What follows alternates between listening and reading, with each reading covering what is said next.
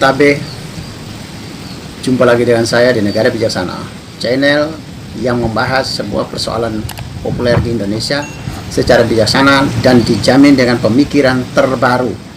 Saya mau ikut nimbrung mengevaluasi program makan gratis, makan bergizi gratis atau MBG ya dari pemerintah Prabowo Gibran. Ada dua hal. Hal pertama yang saya mau soroti adalah pertama, apabila makanan itu, makan gratis, makan gizi, bergizi itu sampai ke tangan anak-anak, anak sekolah kita, atau ibu hamil kita, atau ibu menyusui kita, apakah dampak dari gizi, makan gizi gratis ini dianggap kita mengasumsikan atau kita berkeinginan agar memperbaiki kesehatan masyarakat kita, baik kesehatan tubuh secara umum, kuat, badannya lebih besar, lebih tinggi, stuntingnya bisa dihilangkan atau dieliminasi, atau ibu hamil kita misalnya lebih sehat, bayi yang dikandungnya lebih sehat, apakah kesehatan masyarakat kita akan naik? Asumsi kita adalah memang makannya sudah sehat, makannya sudah bergizi. Tetapi apakah makan bergizi setiap disuguhkan kepada masyarakat kita, masyarakat sasaran ya, apakah akan terjadi perubahan kesehatan mereka? Belum tentu. Orang dapat makan gratis, makan gizi bergizi, tetapi belum tentu dia akan sehat. Mengapa begitu?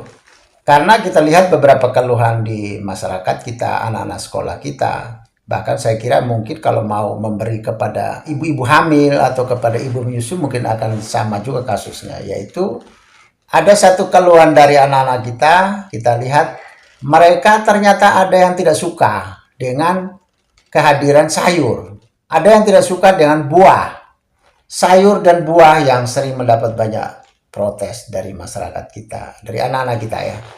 Akhirnya ada yang tidak mau makan, ketika ditanya kenapa tidak mau makan, tidak suka jawabnya. Ada yang memberi ke temannya lagi. Ibaratnya begini, pemerintah mengirim ke anak-anak kepada masyarakat, tetapi makanan itu atau makanan bergizi sayur dan buah itu tidak sampai ke perutnya mereka, tidak sampai ke lambungnya mereka. Artinya kalau ini terus-terus dan dengan jumlah besar, maka negara melakukan pemborosan yang sia-sia. Negara sudah mengeluarkan biaya besar, tapi gizi tidak masuk ke lambungnya masyarakat kita.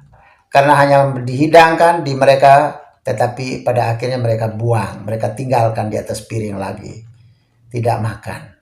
Karena mereka tidak suka dengan sayur dan buah. Jadi oleh karena itu, yang paling penting di sini juga adalah bukan hanya menyediakan makan gratis, tapi pastikan bahwa makanan itu sampai ke lambungnya para masyarakat sasaran.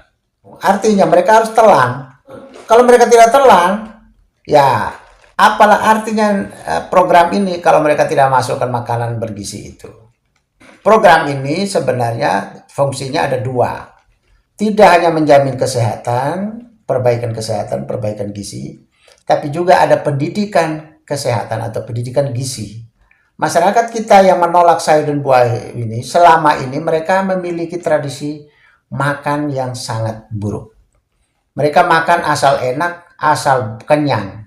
Tidak mempersoalkan yang enak itu apakah sehat, dan yang kenyang itu apakah sehat, itu mereka tidak persoalkan itu. Maka oleh karena itu, pendidikan bergizi atau pendidikan kesehatan gizi selama ini perlu diperbaiki, diikuti dengan perbaikan kesadaran bergizi, perbaikan pendidikan bergizi, perbaikan motivasi bergizi.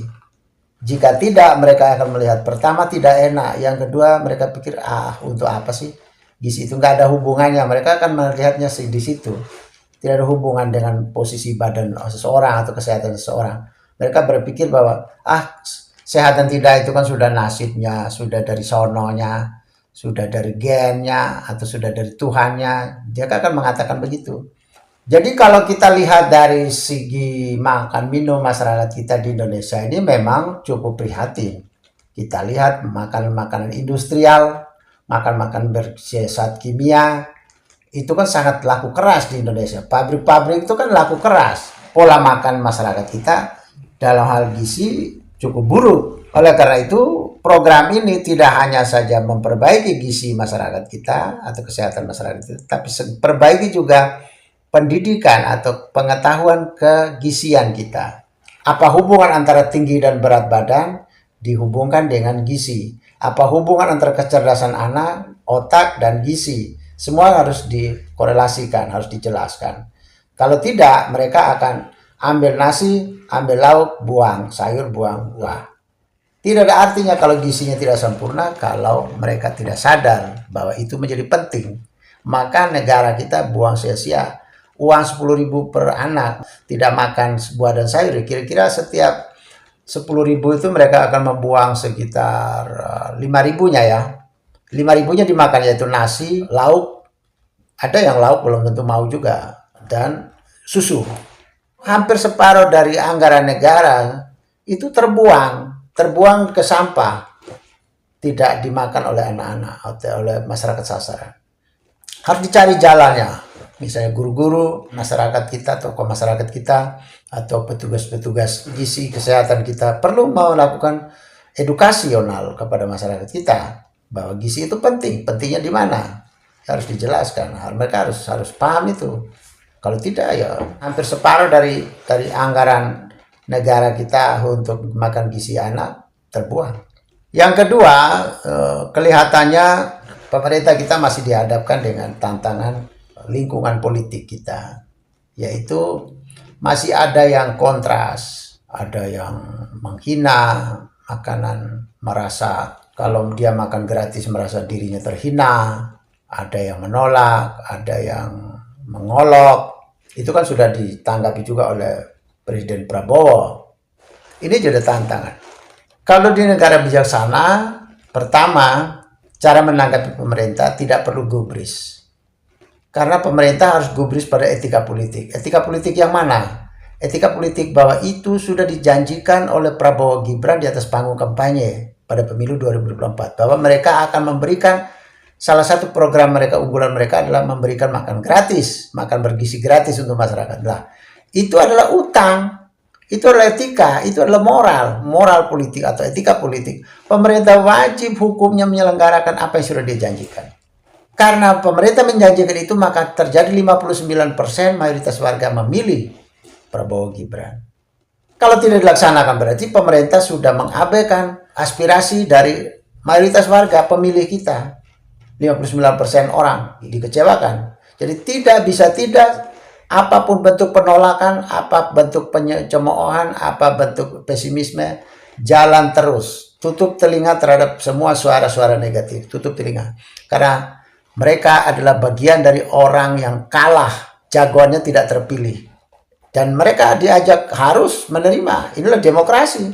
Demokrasi harus ikut pada yang terbanyak. Gak mau makan siang gratis, ya menangkan dulu calonmu. Menangkan dulu capresmu. Menangkan dulu cawapresmu. Baru kamu tidak menggunakan itu. Tapi kalau capres-cawapres yang menjanjikan makan gratis dan mereka menang, itu artinya mereka sudah didukung. Program itu sudah didukung oleh mayoritas warga.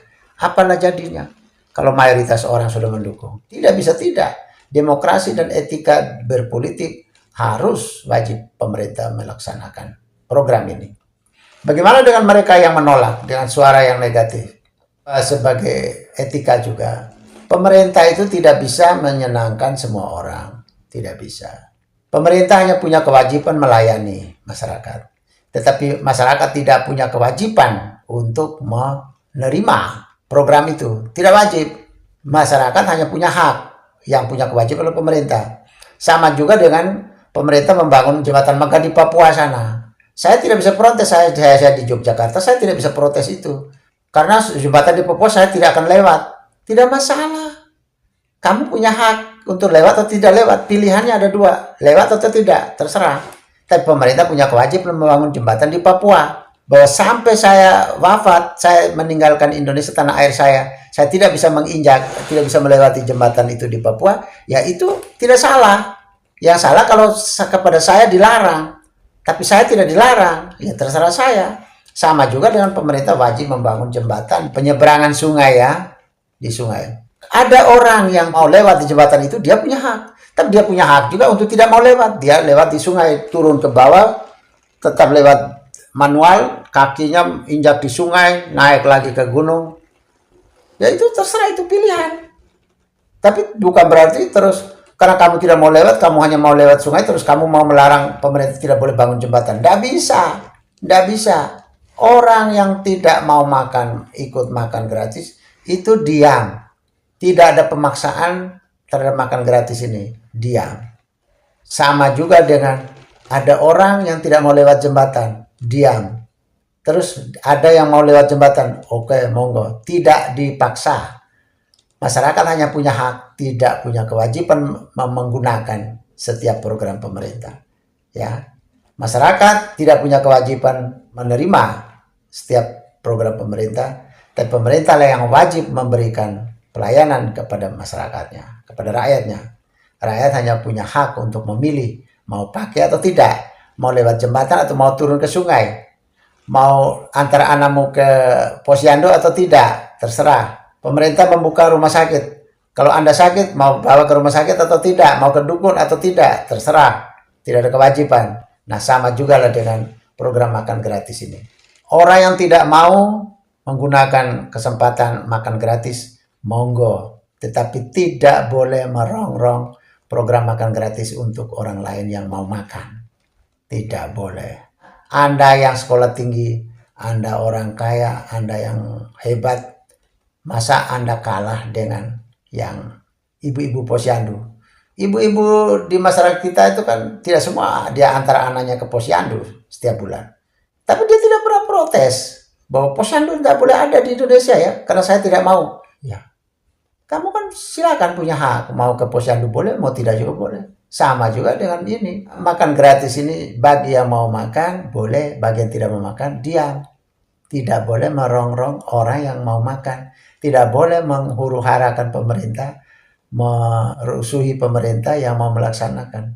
Itu kewajibannya. Ya, itu kalau di negara bijaksana, yang tidak mau makan silakan. Kebetulan itu kan Anda tidak mau makan kan, ya bagus lah. Kalau Anda bisa mencukupi gizi sendiri, gizi secara mandiri, itu bagus sekali. Negara kan hemat.